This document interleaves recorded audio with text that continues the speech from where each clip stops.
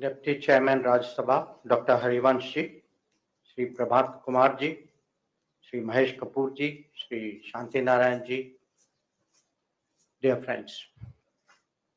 It's a great pleasure to share some thoughts with all of you today on Sardar Vallabhbhai Patel. And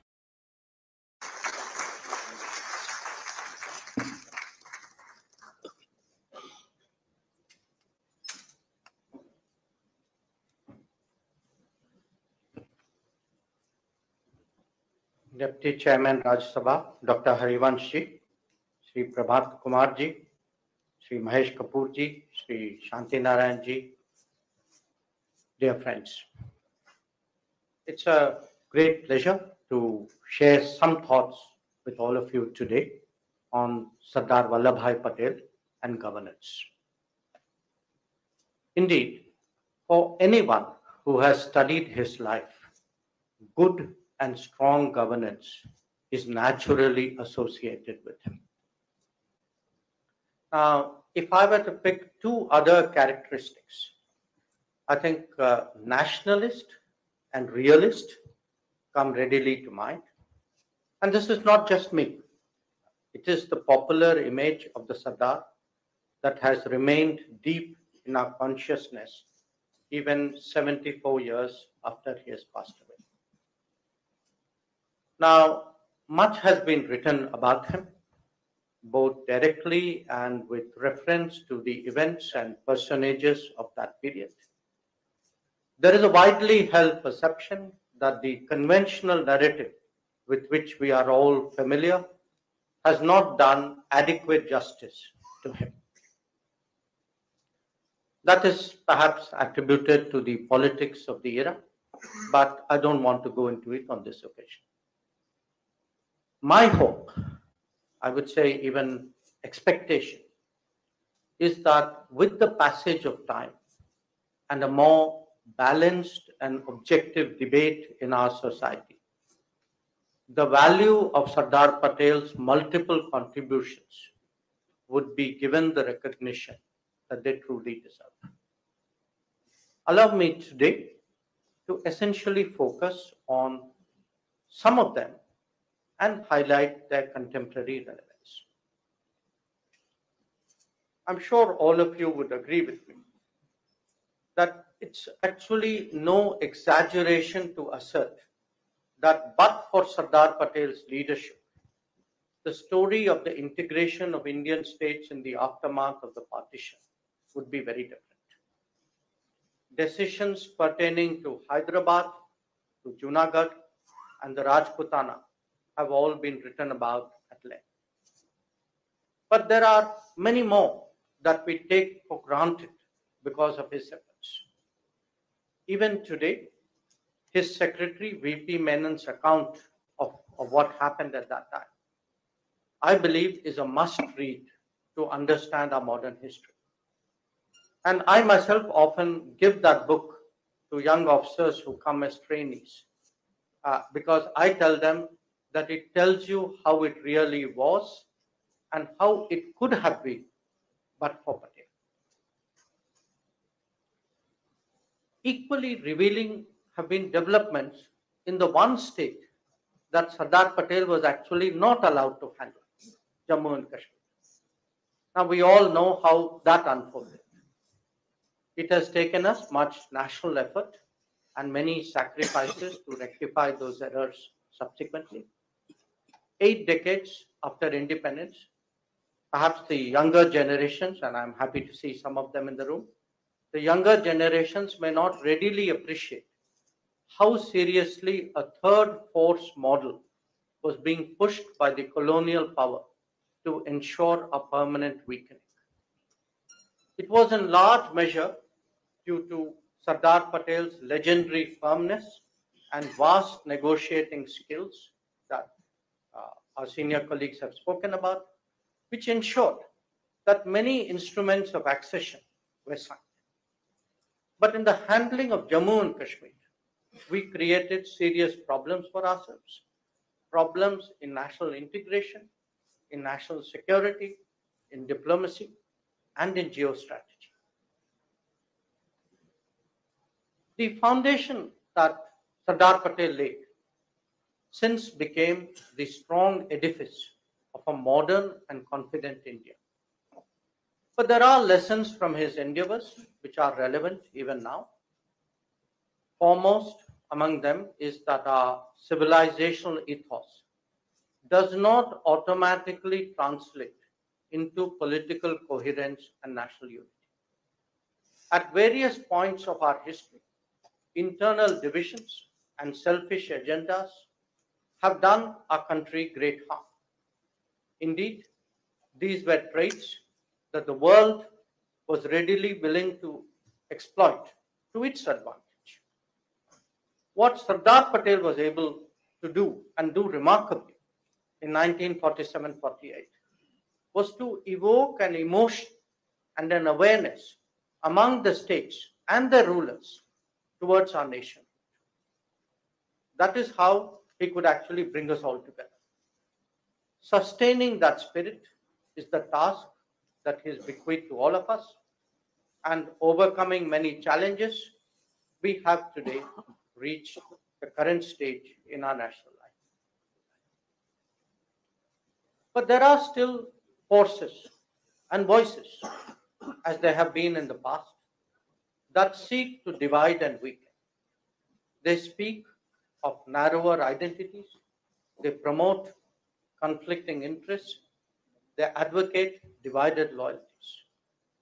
To a point where in India, that has existed virtually as long as human history itself, is again envisaged by some people as a negotiation. In a democratic society, I can understand that there will inevitably be debates and discussions. But these should end up as national understandings and national consensus and not become a counterpoint to our nationalism. For that very reason, we should be continually committed to strengthening the national spirit and nurturing our integration. History has demonstrated the great cost of mainstreaming divisive politics, especially those centered around vote banks. The real tribute that we can pay to Sardar Patel is to never let our guard down. Friends, all polities are run by institutions and through their established practices. The quality of governance is often a key factor in determining comprehensive national power. At the time of independence, there were serious dilemmas that accompanied the political transition. It is to the credit of Sardar Patel that he stood up strongly for the continuity of our governance, whether it was our bureaucratic or military institutions and their practices. Stability that we experienced in India. Obviously, a great deal of the credit goes to the national movement, which instilled political awareness deeply among our people. But this venue is particularly appropriate to also recognize how crucial was the role of the bureaucracy in the exercise of nation building after independence. Sardar Patel, more than many of his contemporaries, was a bridge builder between the world of politics and that of civil services. Now, it's not just a question of structures. Contemporary accounts, including many of those who were his political colleagues at that time, reveal how hard Sardar Patel strove to ensure that decisions were not made in silos. And we are all from that world, so we understand that challenge. Probably his unique standing encouraged others to seek his advice and to share their anxieties. Though his portfolios were home, the states, and information and broadcasting, his policy impact actually ranged from defense and external affairs to development and finance. The takeaway here is the importance of integrated decision making and efficient systems of delivery. Today, when much greater emphasis is being put on continuous training and strong performance evaluation, the Sardar certainly serves as a symbol of good governance. Sound policy making requires a proper understanding of the environment in which we operate, and I'm sure none of you would disagree with that proposition. Since no nation is really an island unto itself, this applies as much to foreign policy as it does to domestic one. What makes Sardar Patel stand out was his hard-headed approach to challenges reflected in both strategic clarity and decisive action. He, at least, was never given to viewing problems through rose-tinted glasses, nor being swayed by the fashionable ideologies of the day. This was a man who intuitively gauged the big picture, who worked through all its complications and carefully prepared the ground for the right responses. In the field of national security, for example, he assessed the dangers in Junagadh, in Hyderabad and Kashmir very accurately. And when the time came to act, he had no hesitation in using all the instruments at his command. And because the governance structures at this delicate period of our history saw him as their champion, they too responded to their fullest. In that sense, this period is instructive on how to get the best out of the system and deal with critical issues. Those two are lessons to remember. Of particular relevance in this regard is the handling of Jammu and Kashmir and the decision to refer the Pakistani attack to the United Nations under Article 35 of the UN Charter, which is the article on the threat to international peace and security. Now, there is a debate whether this could have been done better under Article 51 of the Charter as a right of self-defense. But Sardar Patel actually was opposed to going to the United Nations at all. He had resisted this in the case of Junagadh, and he had resisted this in the case of Hyderabad as well. And his logic was a logic of very basic realism, that India should not submit such issues to the judgment and to the interests of other powers. Sadly for all of us and for our nation, his caution was disregarded. And India, lulled by a sense of false internationalism, was set up by the United Kingdom, ably assisted at that time by Belgium, Canada, and the United States. What began as the Jammu and Kashmir question was conveniently changed to the India-Pakistan question, putting the two of them at par with each other, and with all the attendant implications. It took us a quarter century thereafter to settle the matter. Other than the misreading of world politics, there was an equally serious misjudgment of Pakistan by India. Within our system, Patel was the most forceful advocate of using all avenues of pressure on that country after the invasion of Jammu and Kashmir. His reluctance to take the matter to the UN itself stemmed from the belief that Pakistan was better to deal directly with Pakistan rather than in a framework that would allow Pakistan to manipulate. His own approach in regard to refugee handling and rehabilitation issues in the country also said much about his attitude to nationalist forces. Sardar Patel recognized that those who truly responded to the crisis should be supported without allowing politics to color his assessment.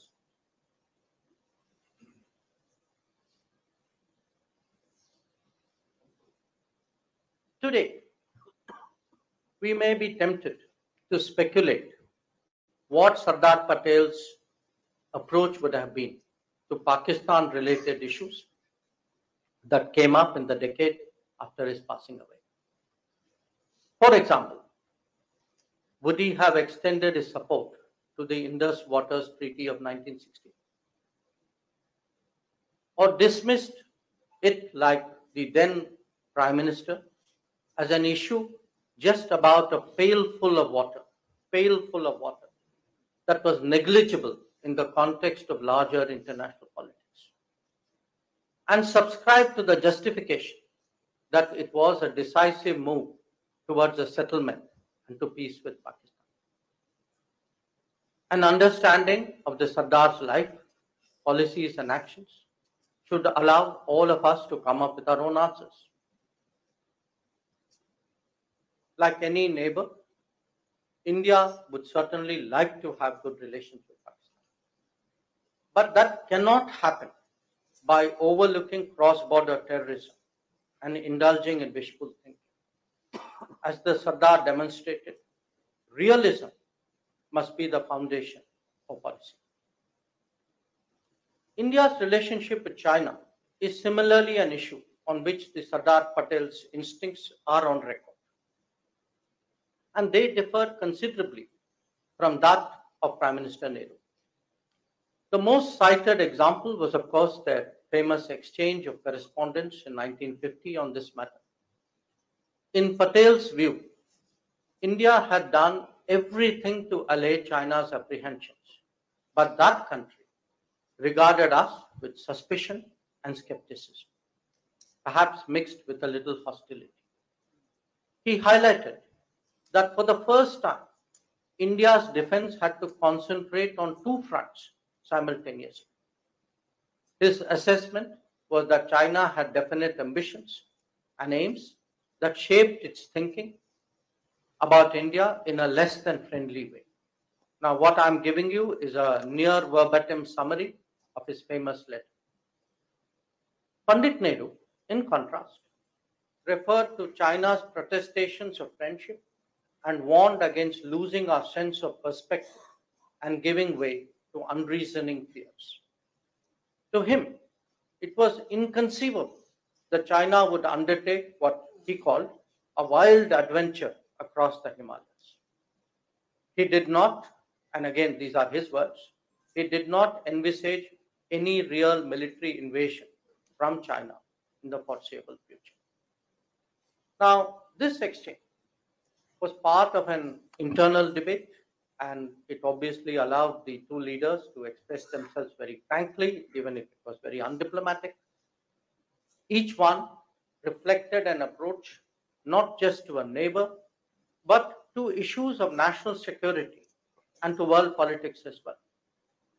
Patel passed away soon after this exchange and must have surely felt vindicated by the events in the decade that followed. The point about the recollection is to stress the importance of getting the right assessment of the relevant situation. This is a key aspect of governance, because if we start with a misdiagnosis, everything else thereafter only takes us in the wrong direction. The result of the idealist view in this case, for example, shifted India's focus away from preparing our defenses. Instead, we spent our energies making common cause on third-party issues and advocating the claims in the United Nations of the very neighbor with whom we then went on to have a conflict in 1960. Now, governance is equally about undertaking the appropriate level of planning, right level of preparations, and ensuring suitable appointments. I'm talking in Civil Service Institute, so I think that should be fairly obvious. In 1962, our troops were sent to the Himalayan borders without the right equipment or acclimatization. And that was because there was virtually no planning for that contingency. And to compound matters, those charged with responsibilities from Defense Minister Krishna Menon downwards were visibly ill-equipped to deal with it. Now, this is not hindsight, because many questions were raised and, in fact, controversies erupted even ahead of the 1962 war. Today, the same challenge is being met, but it is being met with more painstaking and focused efforts in parallel with our diplomatic engagement. That our border infrastructure spending has gone up 5 times in the last decade is but one reflection of our seriousness. So too is the fact that we have such a tight all-mill approach, which ensures that our system moves fully in lockstep. Indeed, even other facets of the relationship are coordinated in a manner that our national security interests are better served. Sardar Patel would surely appreciate that the integrated decision making, which used to center in his time around his personality, is now increasingly built into our system. During the end of Sardar's life, India and China were both re-emerging in the global order as modern nation states. The complexities of the relationship was just beginning to be visible. Much has happened in the decades that have passed.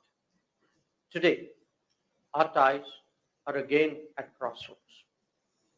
The present situation does not serve the interests of either nation. There is a way forward, and that is by reinstating peace and tranquility in the border areas, respecting the LAC, and not seeking to change the status quo. Beyond that, the three mutuals, that is mutual respect, mutual sensitivity, mutual interest, offer a credible pathway. After all, the rise of Asia can only happen when India and China have a positive dynamic.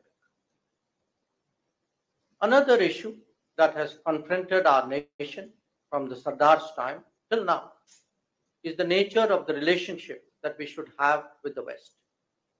This is with particular reference to the United States and to some extent, perhaps more in the earlier days with the United Kingdom. Now, even by 1950, the duality of these relationships had become apparent. On the one hand, Western nations were our major development partners and they were our main interlocutors on the international stage. At the same time, on matters related to our national integration and our national security, most of all on Jammu and Kashmir, their role was mischievous, if not worse. All Indian leaders have sought to strike a balance, and the Sardar was no exception. How to get it right has been the perennial challenge. Sardar Patel's view was typically optimal, was very grounded. In some of my own writings, I have referred to him as the pioneer of the India First approach. He recognized the realities of the global power structure and felt that they should be handled appropriately to gain full advantage. In particular, he appreciated the salience of the United States to the world order and believed in, we are talking 1946, 1950, and he believed that it would be difficult for India to industrialize significantly without American cooperation. As a nationalist, he had absolutely no problem standing up to the West on Jammu and Kashmir. But as a realist, he saw little point in crossing them on matters not central to Indian interests. At that time, India's vigorous advocacy of China's permanent membership of the UN was actually a major irritant with the West. Many of the less ideological members of the cabinet also believed that this campaign was misplaced. They included Dr. B.R. Ambedkar and Dr. Shama Prasad Mukherjee, amongst others. Now, in one of his last public appearances, Sardar Patel declared that many people, and we all know what that means, many people believed that India should not take American help because it would lose prestige and be perceived as joining a bloc. He, on the contrary, felt that India was quite capable of realizing and protecting its own interests and positions. So this was both a debate, in a way you can say, about our national assuredness as well as on global strategy, allowing others a veto on our positions and not exercising choices because we fear their displeasure or what will they say if we do this. This is being neither independent nor being smart. Unfortunately, those ideological strands, the outlook that Sardar Patel was contesting in 1950, it still continues to this day. We saw that when it came to assessing the merits of the Quad mechanism in the Indo-Pacific. The difference between backing out in 2007 and standing firm in 2017 was one of clarity and of confidence. In the last decade, whenever we have returned to the approach of Sardar Patel, it has undoubtedly served us very well. While we largely associate the Sardar with the challenge of integration and with the promotion of our administration capabilities, some thought also needs to be given to his economic outlook. He had very strong faith in Indian entrepreneurship, and he actually envisaged unleashing our economic energies as key to rebuilding India. In that regard, he visualized partnerships abroad that would enhance productivity and upgrade technology at home. How comfortable he would have been with the socialist policies that followed his demise is something that we can only contemplate, though I think we can do that with some degree of confidence. That this eventually led us to the crisis of 1991 is, of course, an undeniable fact. It is strange that some seek to advocate again the very policies which brought the nation to that point. But the fact is, the government today is doing the reforms we should rather than just the reforms we must. And that is a phenomenon that would surely meet with the Sardar's approval. Let me also say a word about vote bank politics, since it is so prevalent in our times. Sardar Patel was among those of his generation who were troubled by our unwillingness then to take forward our ties with Israel for that very reason.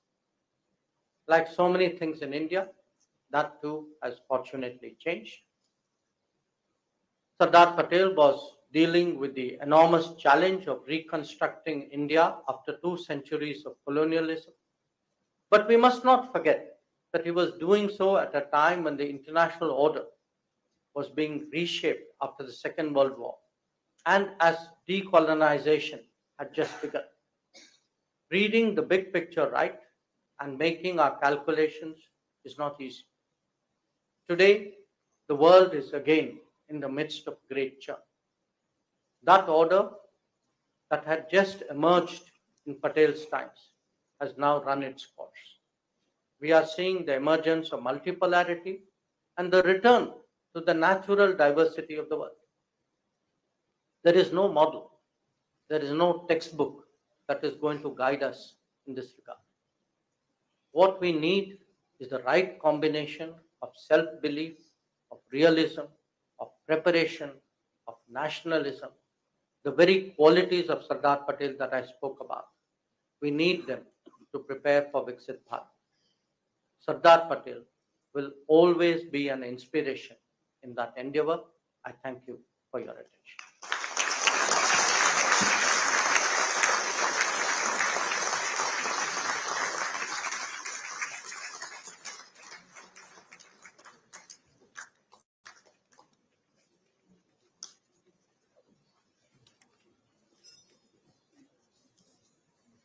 In the next 10 minutes that we have, the minister has agreed to answer any questions that may be there in the audience.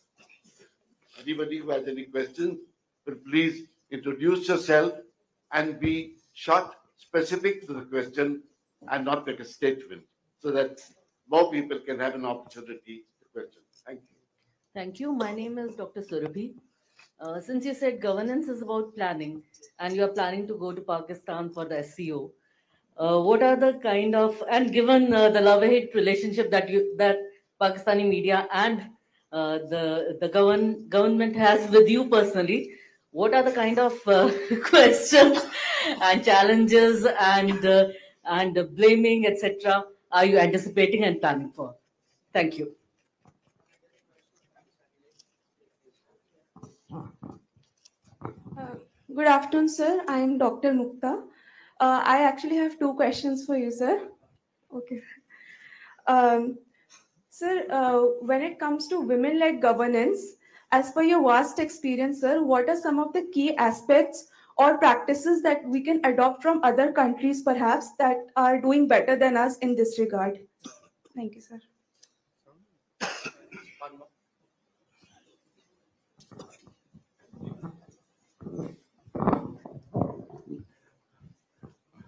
I have two brief questions. One to ubiquitous, indefatigable EAM, and the other as an erudite member of the cabinet.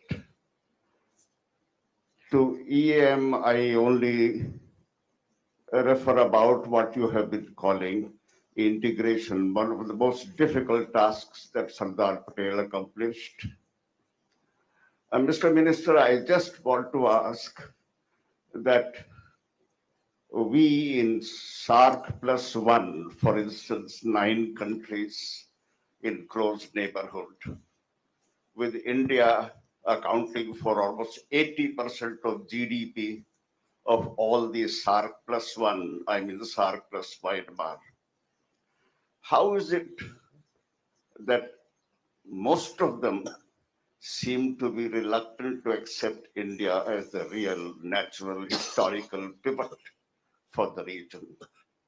And two, as member of the cabinet, some aspects which seem to be repugnant to even some of us, and also to some of the US legislators, for instance, the Rampals and others who seem to have special affinity for you, that the image of India is riled. I mean, in terms of the fringe elements being allowed to sully the image of the government. Now, as a member of the cabinet, whether you have ever felt the necessity to see whether something more positive can be done to get rid of this particular image. Thank you.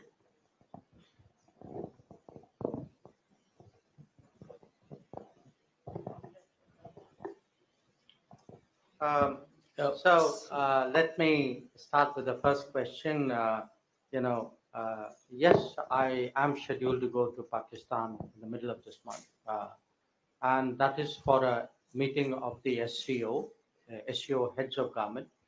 Normally, Prime Minister goes to the higher level meeting, the heads of state, and one of us, it changes. Usually, one of the ministers goes for the heads of government meeting. So that's in line with the tradition. It so happens that the meeting is taking place in Pakistan because, like us, they are a relatively recent member. So your question, I think, as I understood it, was, am I planning for it? Of course, I'm planning for it. I mean, when in my business, you plan for everything which you're going to do, and for a lot of things which you're not going to do, and which could happen also. I mean, you plan for that as well. I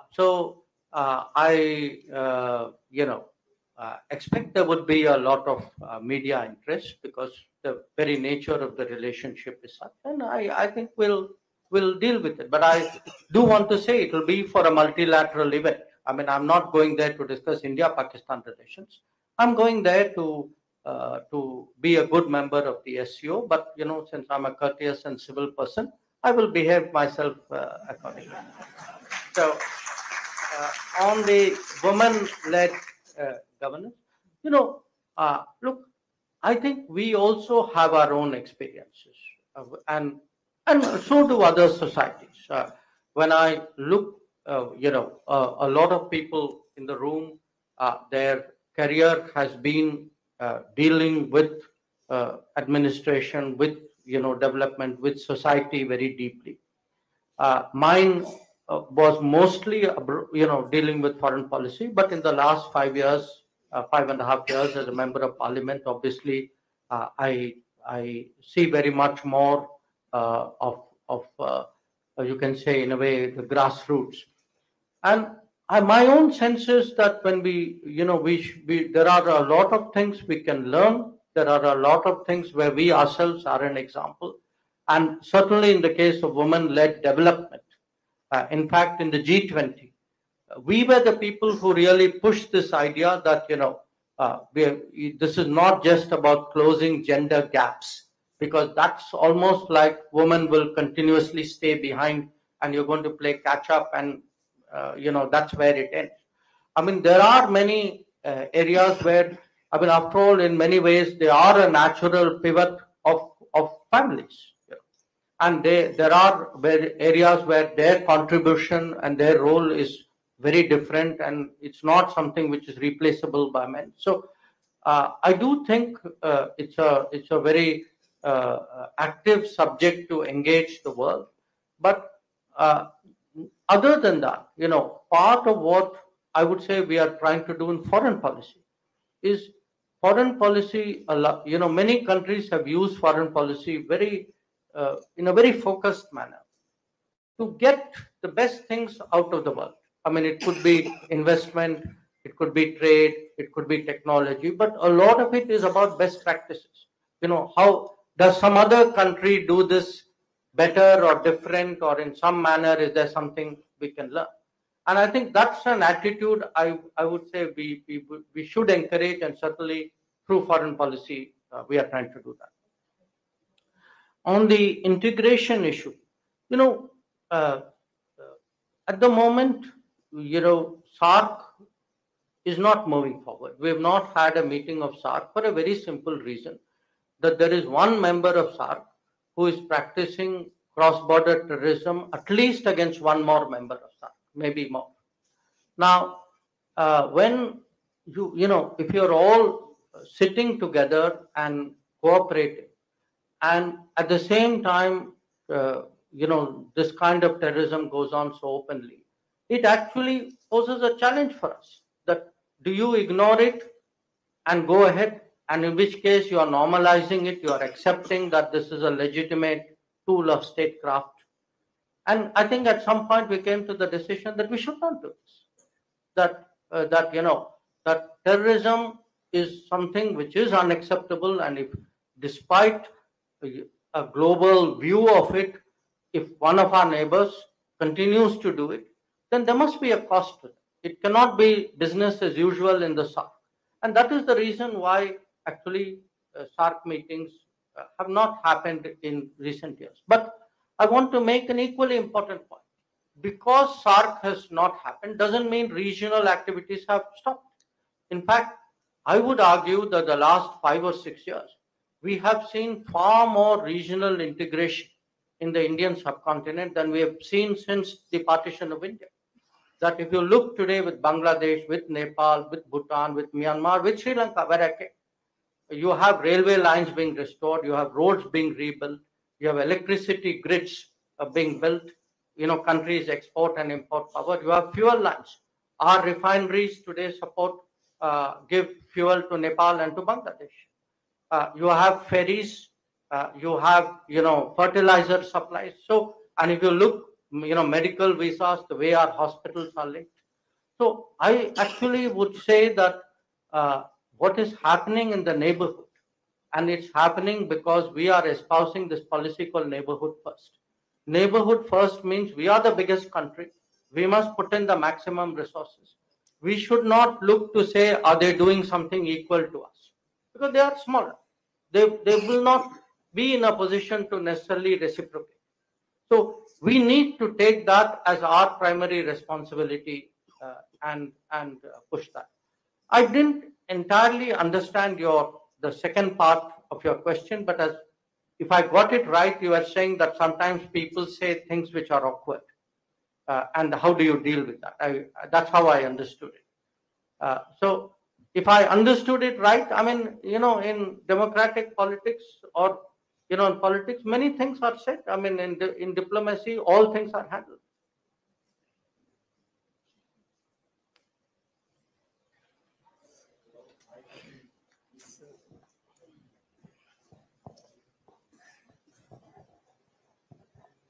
मैं दीपक सिंघल हूं साहब। मैं उत्तर प्रदेश में chief secretary था प्रभात कौर साहब, बहुत junior colleague हूं।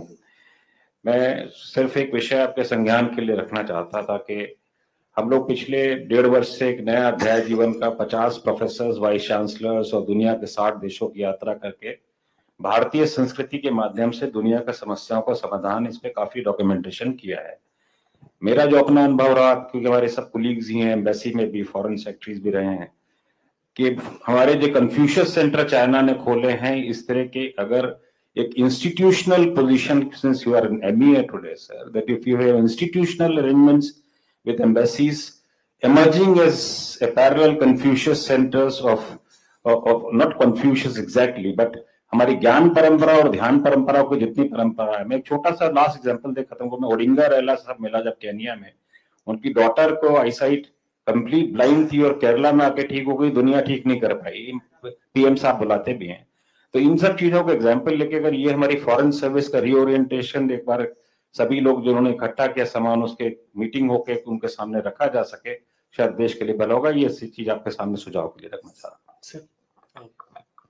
I am Shivam, research scholar at University of Delhi. Sir, my question is based on historical perspective. Sir, is there any real or big difference between Atal Bihari Vajpayee's good governance and Sardar Patel's good governance on Kashmir's issue? Like we can see fraternity integration in both leader or something different perspective we can gather it. Thank you, sir. Sir, this side.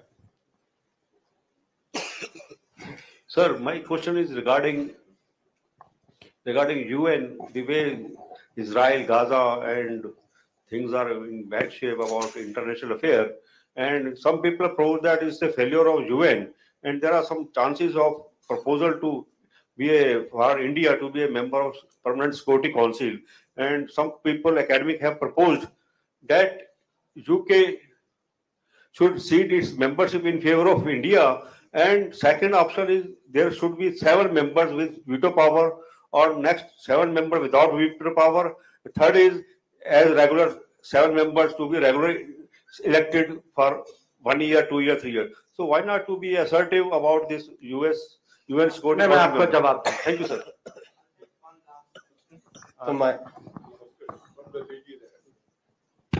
So my name is Soumya Sood. So my name is Soumya Sood. I'm closely working in international relations.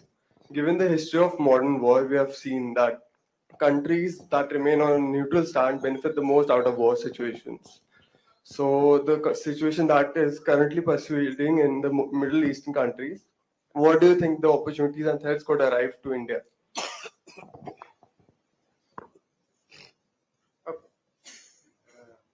Hello. Sir, I want your views on setting up of a efficiency commission to improve our governance. Is it possible or being considered by you? I'll end finally since.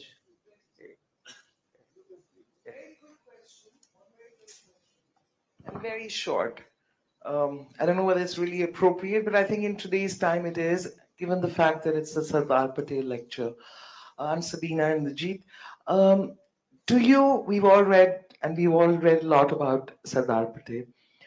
In his nationalism, would you consider that he would have envisaged a Hindu Rashtra?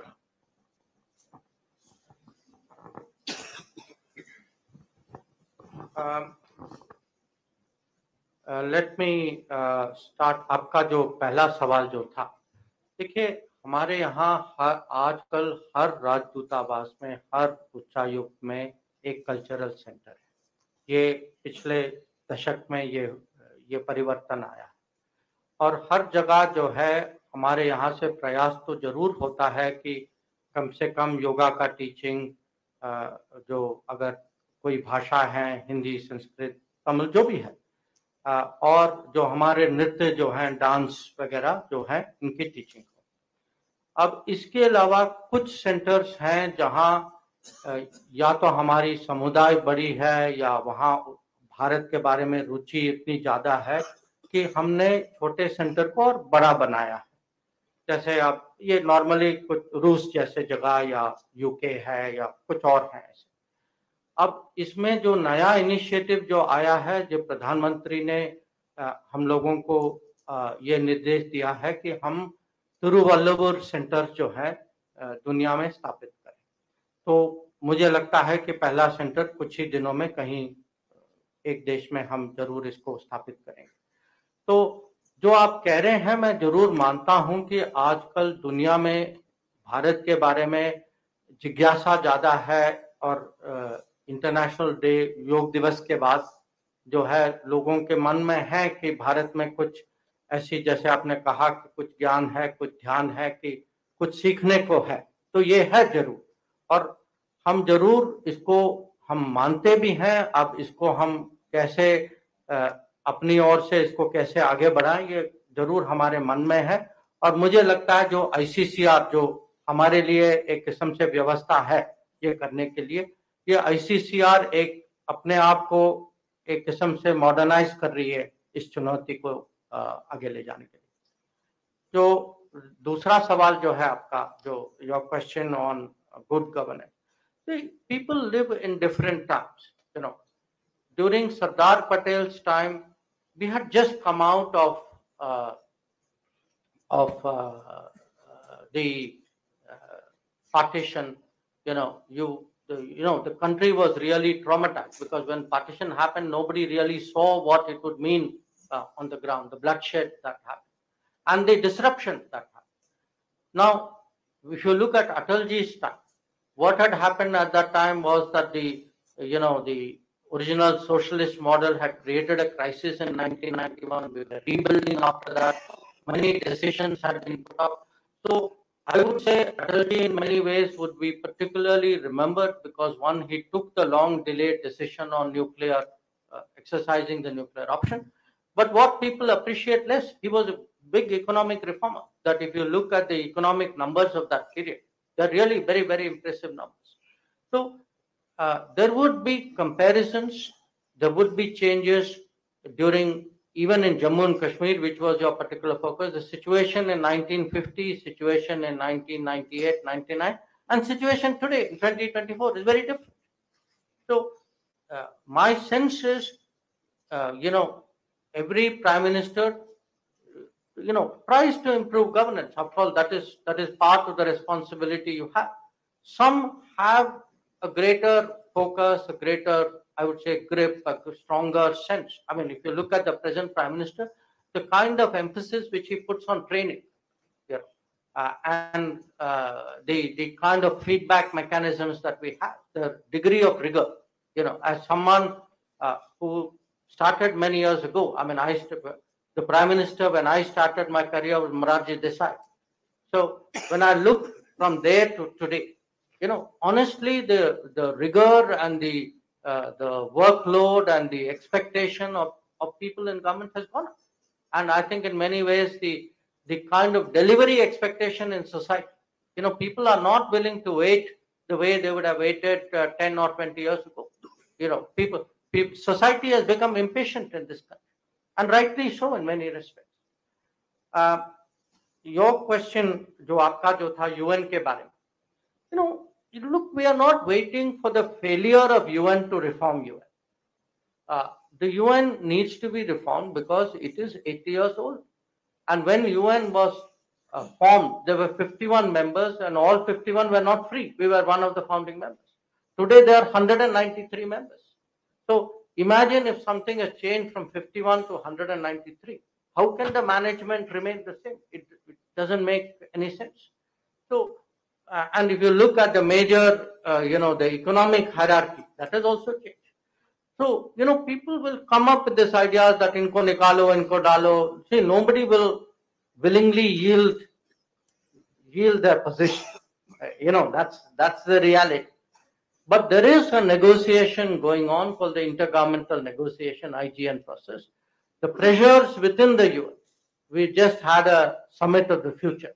So in the summit of the future, there was a much greater sense that, look, we have to do something today about changing the UN. So I think the pressures will go, and at some stage it will grow to a point where it will be impossible for the people who are currently trying to stop it from continually stopping it. The question you had on opportunities in the Middle East. See, the Middle East is not opportunity. Middle East is a cause of great concern, deep worry. The conflict is widening. What we saw as a terrorist attack, then the response, then we saw what happened in Gaza, and now we're seeing it in, Lebanon, exchange of between Israel and Iran, the Houthis firing on the Red Sea. It is, this is actually costing us. It's not that somebody is neutral and you benefit. Shipping rates have gone up, insurance rates have gone up, foreign trade is being affected. Oil prices have gone up. Day before yesterday, the market tanked after the Iranian missile attack. So, conflicts can be opportunistically used. I don't deny that. But I think in a globalized world, which is so tight, conflict anywhere actually creates problems everywhere. And, some supply of some kind will get affected by this. So I would say, honestly today, whether it is the conflict in Ukraine or the conflict in the Middle East, West Asia, these are big factors of instability, big factors of concern. I think the entire world, including us, we are worried about it, and we are trying to see at least where we can make a difference and do what we can. On the efficiency side, in this government, actually, there is, in a sense, a commission which has looked at making bureaucracy more competitive, making it more sharp in a way.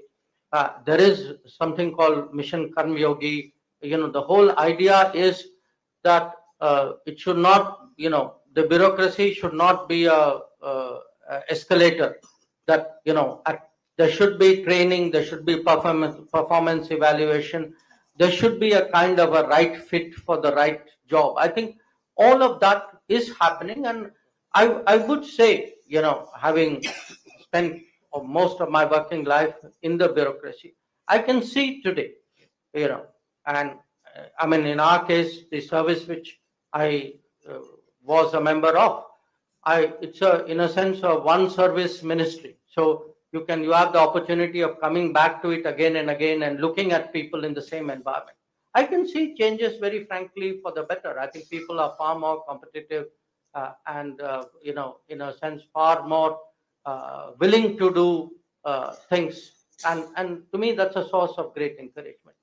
So the last question, it's a very interesting question, because in the late 40s and early 50s, there were big issues, and some of them pertain to Sardar Patel, some of them, to people like Rajendra Prasad.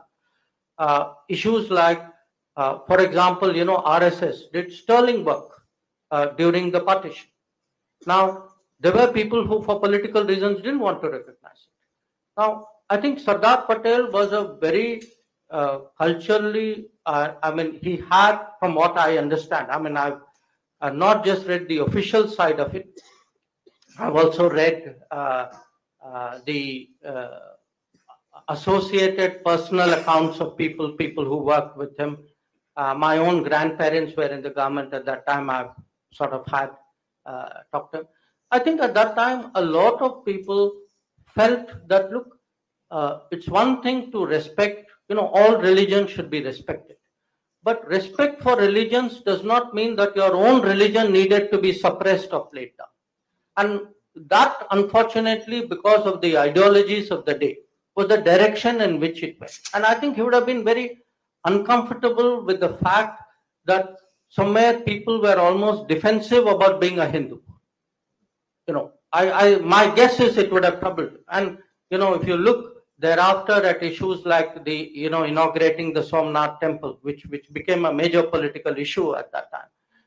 So it's hypothetical, but I would say, here was a person with beliefs, faiths, culture, tradition, who was very comfortable in his own skin. Before I request Mr. Shanti Narayan to propose the vote of thanks, may I request Mr. Prabhat Kumar to give mementos to Dr. Jaishankar and to Dr. Harivansh.